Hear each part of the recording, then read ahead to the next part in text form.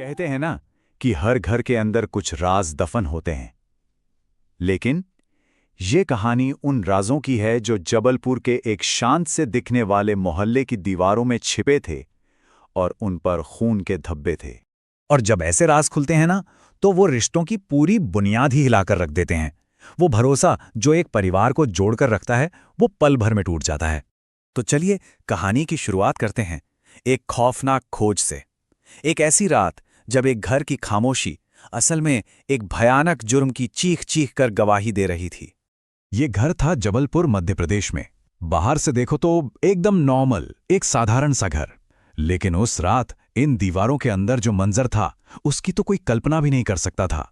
अंदर घर के मुखिया राजकुमार विश्वकर्मा की लाश पड़ी थी। वो एक रेलवे कर्मचारी थे और उनकी मौत बहुत बेरहमी से हुई थी। चाकू से कई बार गोदा गया था। पुलिस जब मौके पर पहुंची तो उन्हें पिता की लाश तो मिल गई, लेकिन एक सवाल था जो सबके जहन में घूम रहा था।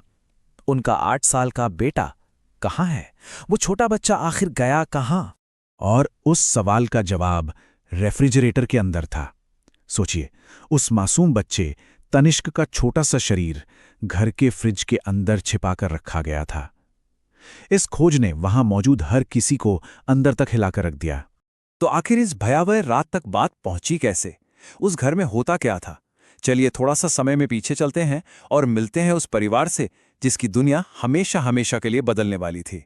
राजकुमार विश्वकर्मा एक आम इंसान, रेलवे में काम करते थे। एक पिता थे और परिवार के लिए ही जीते थे। उनकी पूरी दुनिया अपने परिवार के आसपास ही घूमती थी। बस यही चाहते थे कि अपने बच्चों को एक अच्छा भविष्य दे सकें। तो इस विश्वकर्मा परिवार में कौन कौन था? एक टीनेज बेटी और एक 8 साल का बेटा तनिष्क। बाहर से देखने वालों के लिए तो ये एक बिल्कुल नॉर्मल, मिडिल क्लास, खुशहाल परिवार था। लेकिन बंद दरवाजों के पीछे कहानी कुछ और ही थी। एक तनाव था जो धीरे धीरे बढ़ रहा।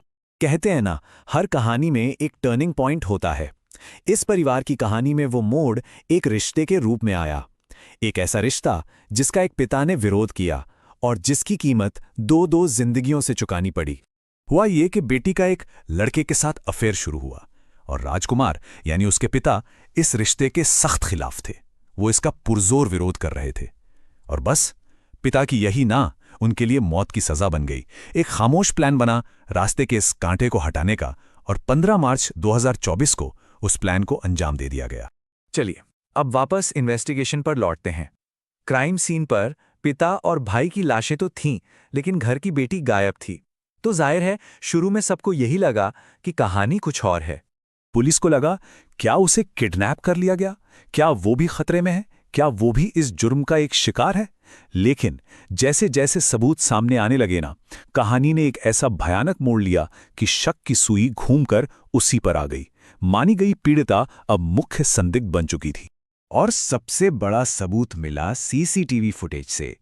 फुटेज ने सारी सच्चाई सामने लाकर रख दी। वो अपनी मर्जी से बड़े आराम से अपने बॉयफ्रेंड के साथ जा रही थीं। कोई जोर जबरदस्ती नहीं, कोई घबराहट नहीं। ये बिल्कुल साफ था कि वो भागी थीं, उसे भगाया नहीं गया था। और बस यहीं से पूरी इन्वेस्टिगेशन की दिशा ही बदल गई। अब पुलिस किसी लापता लड़की को नहीं ढूंढ रही थी, बल्कि एक डबल मर्डर की आरोपी को तलाश कर रही थी। एक दानव जिसे उसी के परिवार ने पाला था। पूरे 60 दिन, 2 महीने तक वो और उसका प्रेमी पुलिस को चकमा देते रहे। ये कोई अचानक से भागना नहीं था, ये एक लंबा और वेल प्लान्ड खेल था। वो लोग लगातार शहर बदल रहे थे, एक राज्य से दूसरे राज्य भाग रहे थे, पुलिस से बचने के लिए, छिपने के लिए। कभी मंदिरों का सहारा लिया तो कभी आश्रमों का। उन्हें शायद लगा कि वो कानून की पकड़ में कभी नहीं आएंगे। लेकिन आखिरकार 60 दिनों की इस भागदौड़ के बाद पुलिस ने लड़की को हरिद्वार से पकड़ लिया और जैसे ही वो पकड़ी गई, उसके प्रेमी ने भी सरेंडर कर दिया। इस तथाकथित प्रेम कहानी का अंत हथकड़ियों के साथ हुआ। पुलिस की जांच में ये बात बिल्कुल साफ हो गई कि लड़की को बहकाया नहीं गया था। वो इस जुर्म में बराबर की जिम्मेदार थी। ये पूरी साजिश दोनों ने मिलकर रची थी। एक पिता को मार दिया गया क्योंकि वो एक रिश्ते के खिलाफ था, और एक मासूम भाई को इसलिए क्योंकि शायद उसने कुछ देख लिया था। ये मामला एक बहुत ही डरावना सवाल पीछे छोड़ जाता है कि जब घर की दीवारें ही महफूज न हो तो कोई कहाँ जाएगा? हम हमेशा सोचते हैं कि खतरा बाहर है, लेकिन क्या हो अगर सबसे बड़ा खतरा पहले से ही आपके घर के अंदर हो, आपके साथ एक ही छत के नीचे।